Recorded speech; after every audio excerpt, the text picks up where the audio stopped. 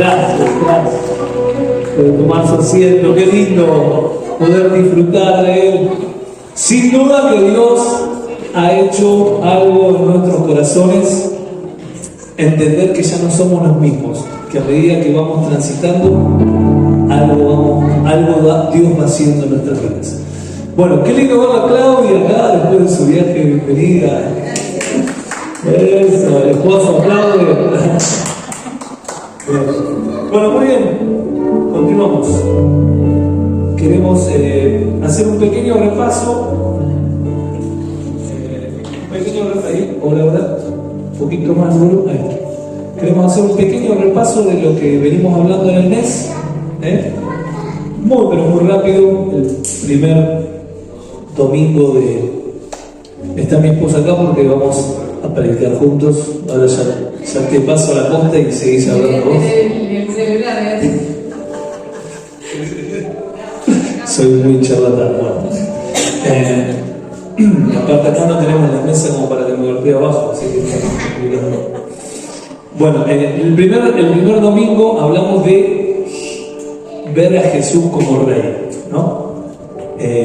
Sabemos que hay un montón de cosas que las conocemos, pero nosotros no estamos yendo en pos de la nueva revelación, aunque Dios se siga revelando todo el tiempo, pero vamos en busca de que la manifestación de Dios viva en nosotros, se pueda manifestar y podamos experimentarlo de otro lado. Entonces hablamos justamente de la necesidad de que Cristo como Rey pueda manifestarse y revelarse a cada uno de nosotros. Después el domingo 12, estuvimos hablando también de la importancia que cuando Cristo se nos va revelando y entendemos que nosotros somos parte de su reino, nosotros vivimos en un deleite constante, ¿no? Es como que podemos vivir desde ese nuevo hombre creado a imagen y semejanza del Padre. Exactamente. Y el domingo 19 hablamos de permaneciendo en todo momento fortalecidos, de estar creciendo en el amor de Cristo, ¿no? Que celebramos la celebración del aniversario, ¿no? Y hablamos esto de la permanencia, que estos 23 años que cumplió esta congregación no se hizo solo, sino de cada uno que fue permaneciendo y el permanecer en donde, en Cristo, en el amor de Cristo, ¿no? Y es lo que lo sostuvo hasta hoy y bueno, felices por eso, ¿no? Así es. Y hoy, bueno, vamos a hablar del perfil de dos reyes. Exactamente. Hoy vamos a empezar a hablar un poquito. Alegrita, mi amor. Ale, quédate sentadita acá, mi amor. Está. Exactamente. Y vamos a hablar del perfil de dos reyes. Exactamente. Y vamos a hablar un poquito de David y de Saúl. De David y de Saúl. Y sabemos que, a ver, ¿cuál es el modelo nuestro? Siempre es Cristo, ¿no? Nosotros no queremos ser como David, como canta la canción. Por ahí en un tiempo sí, pero ahora que Cristo se nos reveló, queremos ser como Cristo. Ahora, no significa que nosotros aprendamos de los distintos acontecimientos que han vivido los reyes y cada uno de los personajes bíblicos. 1 Corintios 10:11 dice que estas cosas les acontecieron a los antiguos como ejemplo y están escritas para amonestarnos a nosotros, a quienes hemos alcanzado los fines de los siglos. Esas cosas nos sirven, así que vamos a ir detallando y viendo un poquito estas vidas que tenemos siempre muchas cosas para aprender, ¿no? Y bueno, antes de empezar por la vida de David y de Saúl, queremos explicar un poquito la importancia que uno tiene de poder dividir bien la palabra de Dios, de dividir y de poder interpretar correctamente la palabra de verdad, ¿no? Segunda de Timoteo 2:15, tan conocido versículo, Pablo le dice a Timoteo que interprete bien la palabra de verdad, ¿no? Que interprete correctamente la palabra de verdad. Y para esto es fundamental entender un concepto, el concepto de lo que es la verdad presente. ¿Cómo se llama el concepto? La verdad presente. presente, exactamente. Y el concepto de la verdad presente es diferenciar qué es verdad bíblica de qué es verdad bíblica para mí y para este tiempo. ¿Hay verdades bíblicas? Exactamente. Todo lo que está en la palabra es la palabra de verdad, ¿no? Que mismo la Biblia lo describe así, la palabra de verdad. Toda palabra que está en la Escritura es una palabra de verdad, pero no toda la palabra que está en la Escritura es una verdad presente para hoy, ¿sí? cuenta el Antiguo Testamento. No es que, no lo voy a leer porque no es la verdad para mí. No, habla de Cristo también. Poder ver a Cristo en eso, ¿no? Y hoy, por ejemplo, que vamos a hablar el perfil de 2 reyes. Está en el Antiguo Testamento, pero tenemos una enseñanza hoy para poder tomar para este tiempo, ¿sí? La verdad presente es la verdad que hoy Cristo quiere revelarnos a nosotros, a través de su palabra. Toda la palabra, toda la Escritura es palabra de verdad, pero no toda la palabra que está en las Escrituras es una verdad presente para hoy, ¿sí? Así es. Y ya sé que muchos lo saben, pero vamos a repetirlo, ¿no? Y como para dar un ejemplo de lo que es la verdad presente, quiero citar simplemente un fragmento en 2 de Crónicas 7:7, cuando es la dedicación del templo de Salomón. 2 de Crónicas 7:7, que dice: cuando Salomón terminó de orar, descendió fuego del cielo. Recuerda esa palabra, descendió fuego del cielo, consumió el holocausto y los sacrificios, y la gloria del Señor llenó el templo. Eso está buenísimo, pero nosotros no podemos pretender de que eso pase hoy, porque sería transgiversar la palabra de Dios. Era una verdad bíblica, pero no es verdad presente para hoy. ¿Por qué? Ahí dice que descendió fuego del cielo, ¿no? Sinónimo de Espíritu Santo. El Espíritu Santo antes descendía esporádicamente por algo específico. Hoy sabemos que el Espíritu Santo mora en cada uno de nosotros constantemente. Entonces no podemos tomarlo para el hoy. Los sacrificios antes eran necesarios para la expiación de los pecados. Hoy disfrutamos de ese único sacrificio de Cristo que Él hizo por nosotros. Ya sé que lo saben, pero para poder entender lo que es dividir la palabra de Dios y poder aprender aquello que es una verdad presente o no. La gloria, que dice: la gloria del Señor llenó el templo. Juan 17:22 dice: la gloria que me diste, está hablando Jesús al Padre, dice: la gloria que me diste, yo ya se las he dado, para que sean uno como nosotros somos uno. Acá vemos nuevamente cómo eso no es aplicable en nuestro tiempo. Y después dice: la gloria de llenó el templo. Hoy nosotros somos el templo, dice 1 Corintios 6:19. Entonces, y ya estamos llenos por la presencia, ¿no? Entonces, qué importante es esto, que son pequeñas cositas, pero poder pedirle al Espíritu Santo que nos ayude a entender cuáles son las verdades, para no estar pidiendo mal, para poder dividir correctamente la palabra de Dios. Exactamente. Y por medio de la cruz es que Cristo hizo un solo sacrificio y para siempre hay que hablar. Entonces ahora nosotros somos el templo, somos el sacrificio, somos la ofrenda, porque la vida de Cristo es la que vive en nosotros. Él es el que pagó el precio. Entonces ya no necesitamos hacer sacrificio, ya no necesitamos ir a un templo, porque su presencia habita en nosotros. Exactamente. Y comenzamos un poquito con Saúl. Saúl, como la mayoría saben, fue el primer rey que tuvo Israel, ¿no? Israel completo, ¿no? Porque Saúl, David y Salomón reinaron sobre todo Israel, y después los hijos de Salomón fueron los que originaron la división del reino. Pero Saúl fue el primer rey, pero no era lo que Dios tenía planeado, ¿no? Dios no tenía planeado de que el pueblo tenga un rey, pero el pueblo lo pidió. Ahora es interesante ver algo. Es interesante de que el pueblo pidió a Saúl como rey, porque Samuel era el profeta que los guiaba, ¿no? Era Dios que los guiaba a través del profeta Samuel. Pero dice la palabra de Dios que los hijos que continuaban la línea de Samuel se volvieron corruptos. Y como se volvieron corruptos, el pueblo de Israel no quería que ellos los guíen, ¿no? Entonces, ¿qué hicieron? En vez de pedirle a Dios por esa situación, miraron el entorno, miraron las otras naciones y dijeron: no, nosotros queremos un rey. Y esto lo vemos en 1 Samuel 8:4. Vamos a leer 8 del 4 al 7. 1 Samuel. Y vamos a tratar de poder verlo de llevarlo a nuestro presente, ¿no? Si todas las palabras quedan como historia pasada y no lo podemos aplicar nosotros, va a ser solamente un libro de historia en mi cabeza.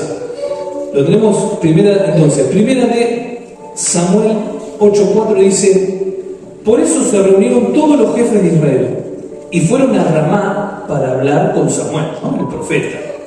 Y le dijeron: tú has envejecido ya, y tus hijos no siguen tu ejemplo. Mejor danos un rey que nos gobierne como lo tienen todas las naciones. Como lo tienen todas las naciones. Qué tremendo, ¿no? Porque hoy en día Dios quiere seguir reinando sobre sus hijos, sobre su pueblo. Y muchas veces nosotros ponemos esa misma excusa tal vez por encontrarnos con pastores corruptos, líderes corruptos, sistemas corruptos. Entonces nos alejamos a veces del cuerpo, nos alejamos de lo que Dios estableció y queremos como excusa que nuestra vida sea igual que la vida de una persona que no tiene a Dios. Y eso nunca va a pasar, porque nosotros somos distintos. Ahora, es interesante cómo continúa, porque ahí en el versículo 6 dice: cuando le dijeron que querían tener un rey, Samuel se disgustó y se puso a orar al Señor. Pero el Señor dijo: hazle caso al pueblo en todo lo que te diga, porque en realidad no te han rechazado a ti, sino a mí, pues no quieren que yo reine sobre ellos. Qué triste esto.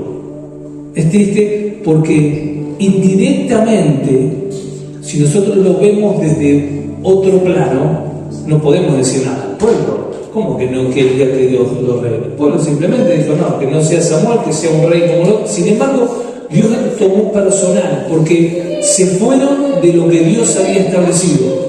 Lo que Dios había establecido y lo que Dios quería no se pudo lograr, porque ellos quisieron que su vida sea como ellos. Y Dios lo tomó personal, ¿no? Exactamente. Y Dios a Saúl lo eligió al igual que David, ¿no? No es que el pueblo dijo: quiero que sea Saúl mi rey, sino que dijeron: no queremos estar siendo gobernados como estamos siendo hasta ahora, queremos tener un rey como tienen las demás naciones, ¿no? Entonces, Dios escuchó, ¿no? Y esto que recién leía Luis, que rechazaron a Dios pidiendo una persona, queremos que una persona física sea la que nos gobierne. Y entonces Dios buscó a Saúl y lo puso, ¿no? Y la Biblia nos relata que Dios fue el que lo eligió como rey. Y en el momento que Saúl se entera que va a ser rey, que el profeta habla con él, ¿sí? En 1 Samuel 10 está la historia, ¿no? Y que el profeta habla con él y le dice: bueno, quiero que vos vas a ser el rey de Israel, etcétera, etcétera. Y dijo: cuando pasen todas estas señales, Dios, ciertas señales, va a saber que vas a ser el nuevo rey de Israel, ¿no? Y van a confirmar esta palabra que yo te digo, le dijo el profeta. Y dice la palabra que Dios cambió su corazón. Hay versiones que dice: y Dios cambió su vida. Si vamos a leer ahí, 1 Samuel 10, versículo 9.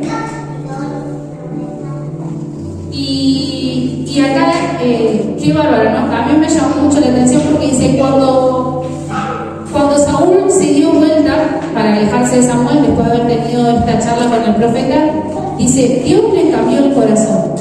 Y ese mismo día se cumplieron todas las señales. Vemos que al momento de elegir a David, Dios le dijo al profeta Samuel, le dijo, ve a la casa de Isaí. Y cuando entró y vio a todos los hijos de Isaí ahí formados, dijo, Samuel enseguida pensó en Eliab, ¿no? La Biblia lo describe a Eliab como un hombre fuerte, alto, grande, ¿no? Y enseguida el Señor le dice, no mires su parecer, mira su corazón, porque yo estoy buscando su corazón, ¿no? Y vemos ahí en Hechos 13, 21 y 22, vemos cómo Dios, cómo hace la diferencia, ¿no? En cuanto eligió a Saúl, lo vio que era una persona que dijo, voy a mudarle su corazón y que haga lo que tenga que hacer. Pero sin embargo, a pesar de Dios hacer esa transformación en él no hizo caso omiso, digamos, no respondió a eso, ¿no? Y en Hechos 13, 21 y 22 habla de esto. Entonces, primero un rey, entonces pidieron un rey, hablando del pueblo, ¿no? Pidieron un rey y Dios le dio a Saúl, hijo de Quis, de la tribu de Benjamín, quien gobernó 40 años. Dice, tras destituir a Saúl, puso por rey a David, de quien dio este testimonio. Dios dio este testimonio de David. He encontrado en David, hijo de Isaí, un hombre conforme a mi corazón, y él hará todo lo que yo quiera.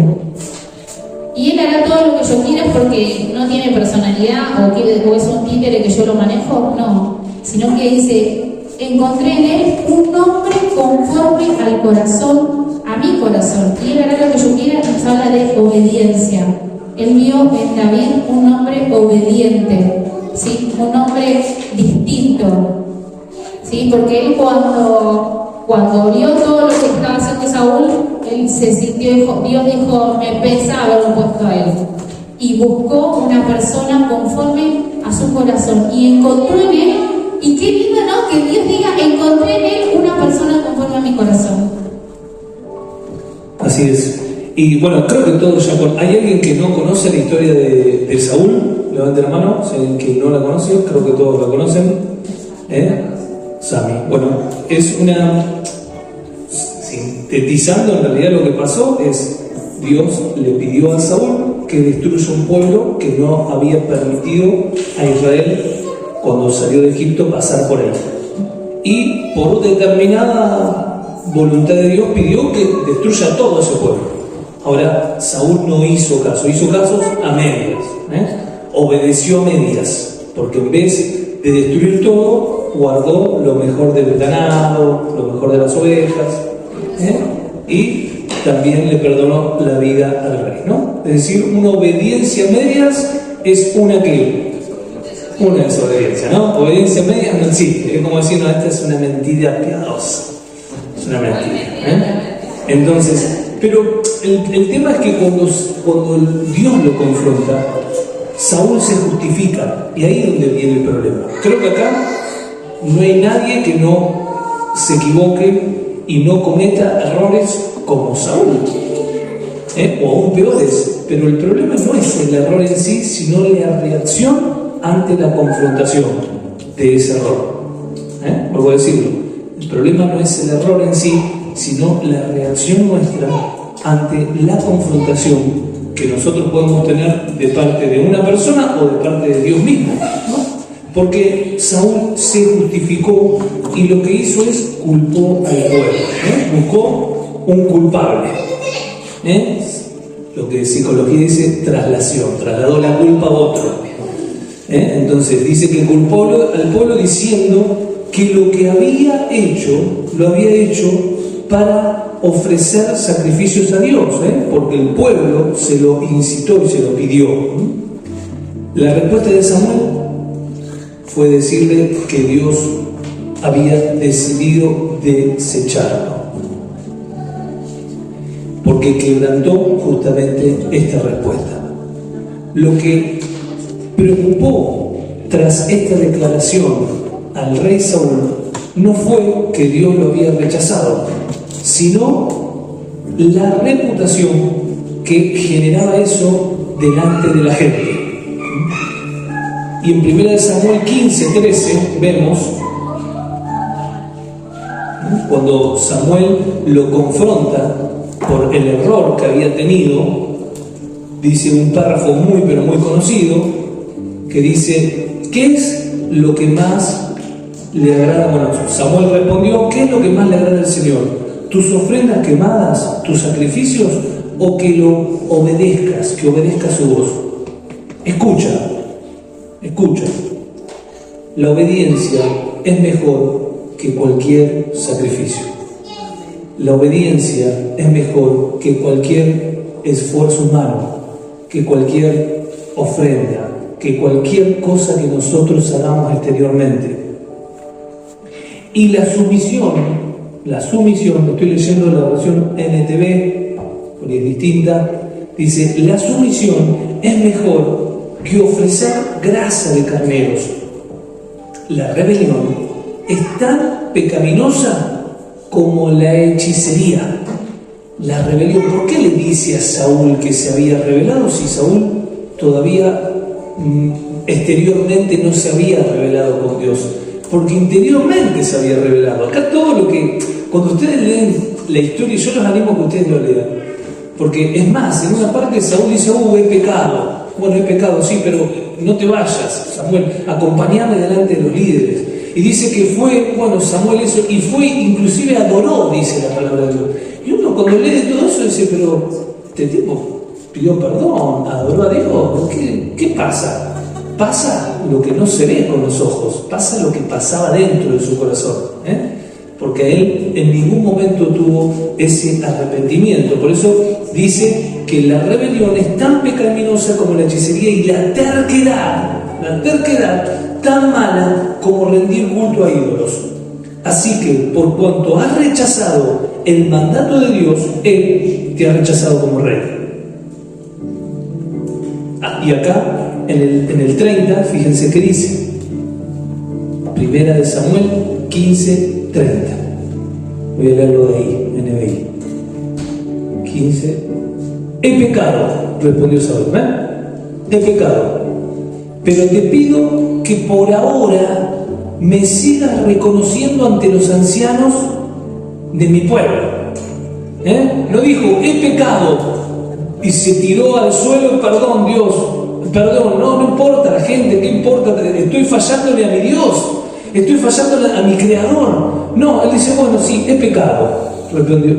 Pero he pecado, ¿por qué? Porque en la teoría sabía que tenía que pedir perdón. ¿Cuántas veces le ha pasado que viene él y te dice: bueno, si me equivoqué te pido perdón?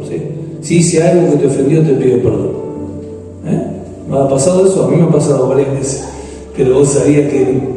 Ahora, he pecado, respondió Saúl, pero te pido que por ahora me sigas reconociendo ante los ancianos de mi pueblo y ante todo Israel. Regresa conmigo para que todo el pueblo me vea y podamos adorar a Dios.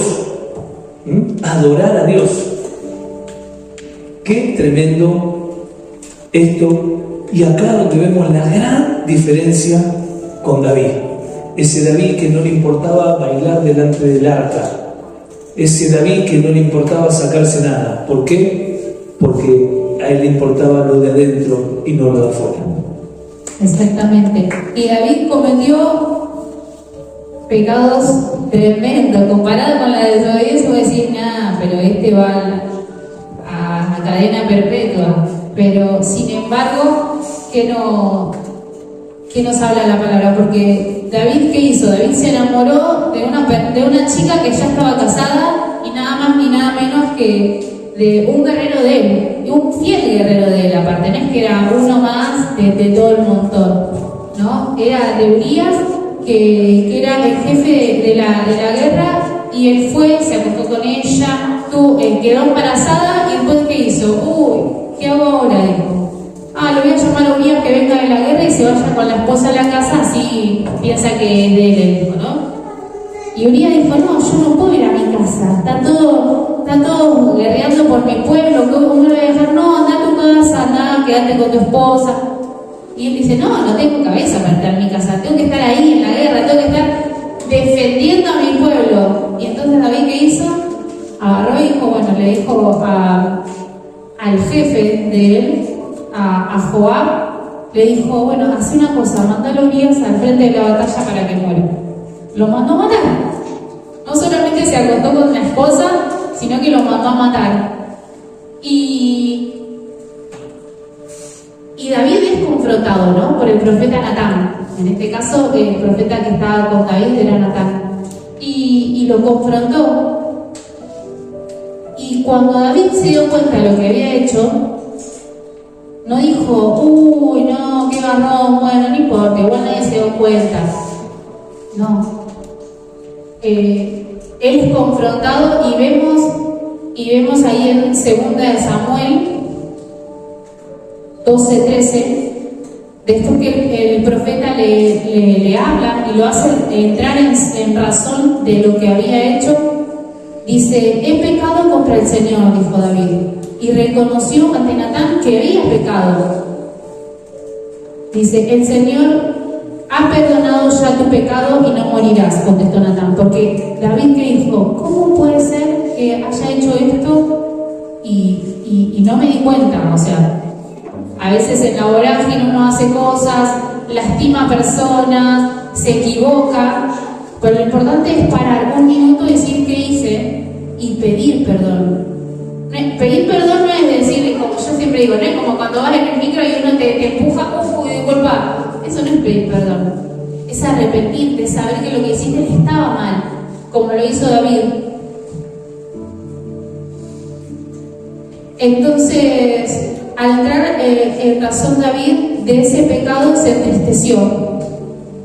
Pequé contra Jehová, dijo, me arrepiento, sinceramente necesito que tu presencia no se vaya, la presencia de Dios no se vaya de mí, dijo David. Él no se preocupó por lo que los demás podían decir, como pasó en el caso de Saúl. No, bueno, pero igual quédate conmigo para que nadie se dé cuenta. No, él dijo, no puede ser.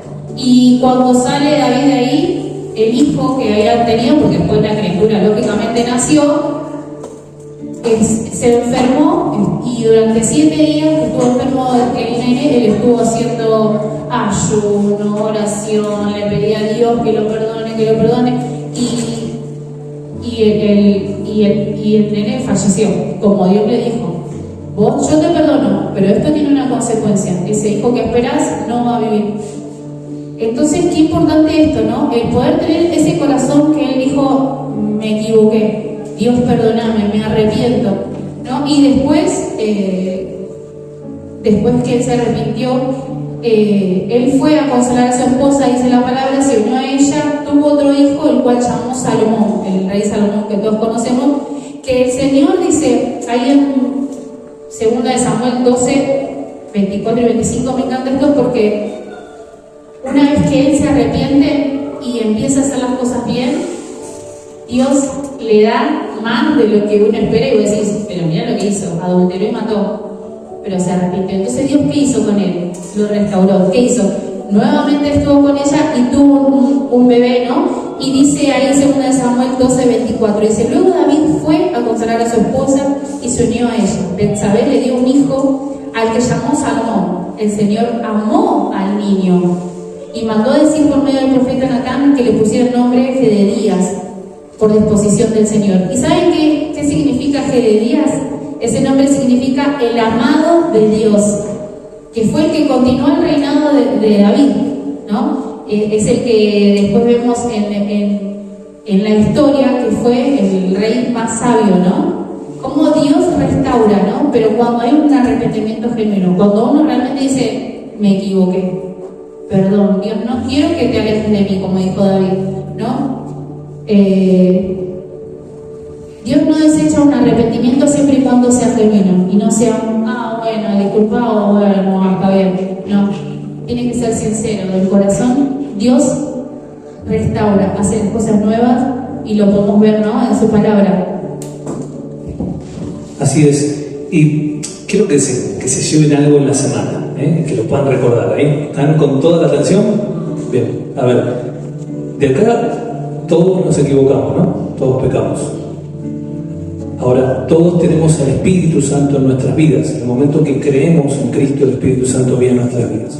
Ahora bien, la diferencia notoria entre un Saúl y un David fue la respuesta, la reacción que tuvo ante la confrontación del pecado. Yo quiero que nos pongamos en situación, porque en la semana tenemos que mostrar a Cristo. En cada momento donde estamos, donde Dios nos puso, es necesario que Cristo se vea. Y nos equivocamos todo el tiempo.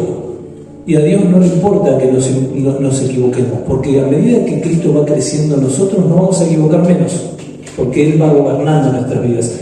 Pero cuando tenemos un error, cuando tenemos una equivocación, automáticamente el Espíritu nos va a confrontar.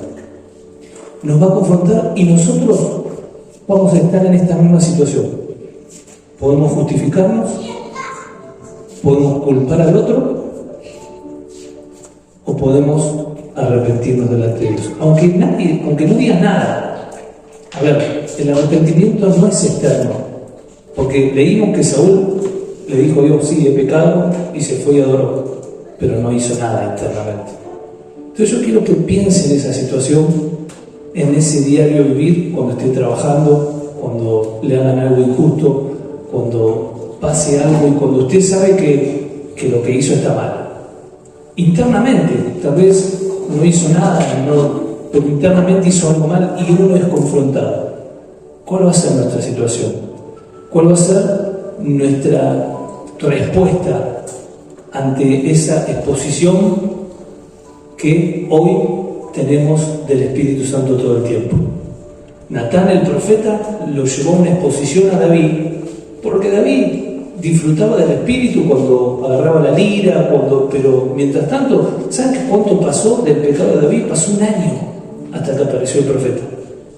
Y es interesante porque el profeta le dice, pero esa persona merece la muerte, y vive Dios que sí, esa persona sos vos. ¿Cómo no te estás dando cuenta? ¿Cómo a veces nosotros caemos en una necedad y no vemos lo que Dios nos quiere mostrar? ¿Y por qué Dios nos quiere mostrar esto? Porque Él quiere seguir mostrándose al mundo que lo necesita a través del tuyo, a través de tu vida. Y es necesario que constantemente dejemos de poner excusa y que nuestro corazón realmente sea humilde y que podamos entender, como dije hoy al principio, de que estamos todos en el mismo nivel. Todos necesitamos de Cristo, todos dependemos de Él, cada uno tiene una función distinta. Yo sé que acá hay personas que tienen un montón de personas a cargo, como también hay personas que son tal vez el último eslabón, el empleado raso. No importa la función que vos tengas, lo importante es que el lugar que vos estés pueda ser una herramienta útil para Dios. Y para ser útil es necesario que haya un corazón humilde que reconoce constantemente el error, porque el error siempre está en nuestras vidas. Y si nosotros reconocemos constantemente cuando Dios nos muestra el error, nosotros seguimos creciendo. Cierre los ojos. Gracias, papá. Gracias, bendito Dios, porque podemos confiar en vos. Gracias, Señor, porque no hay un error grande o un error chico. Sabemos que vos no estás en eso, vos estás en seguir formando a estos santos para la obra del ministerio en la cual nos ha llamado. Gracias, papá, porque podemos confiar en que tenemos al Espíritu que todo el tiempo, con dulce suave, con esa paciencia que nos tiene, nos sigue moldeando y nos sigue ayudando a poder seguir mostrando tu amor a esta sociedad que está en la oscuridad, para poder seguir mostrando tu perdón a esta sociedad y a este mundo que a veces nos lastima. Pero queremos poner nuestros ojos en ti. Queremos agradecerte por este día que sabemos que algo se ha sembrado en nuestro corazón, pero queremos llevarlo a cabo. Queremos en el día de mañana o mismo hoy poder aplicar lo que vos estás hablando en nuestras vidas, lo que vos nos estás enseñando. No queremos que en nuestras vidas haya una hipocresía de mostrar algo que no estamos viviendo. Ayúdanos, reconocemos nuestra dependencia total de ti. Y te agradecemos, papá. Te agradecemos por estar abrazándonos. Yo te pido que estés fortaleciendo a aquellas personas que están sintiéndose débiles en esta tarde. Aquellas personas que necesitan nuevamente recibir esa fuerza de ti. Nuevamente que puedan ser levantados. Gracias, Señor. Gracias, papá. Te damos toda la gloria. Te damos toda la honra. Y permitimos tu obrar en nuestras vidas. Declaramos que en nuestras vidas no hay impedimento para que vos obres a través de ellas. En nuestras vidas no hay impedimento. Por eso decidimos voluntariamente rendirnos. Por eso decidimos voluntariamente morir para que Cristo viva en el nombre de Jesús.